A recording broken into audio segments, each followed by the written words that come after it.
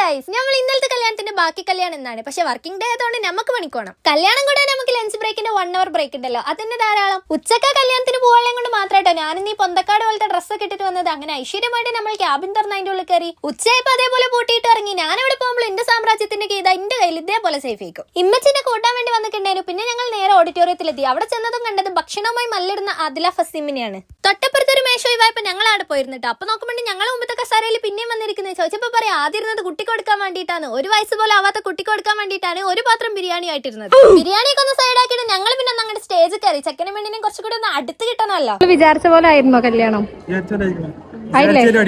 Set ആയിരുന്നോ? എന്തെന്തേലൊക്കെ പറയുന്നുണ്ടോ?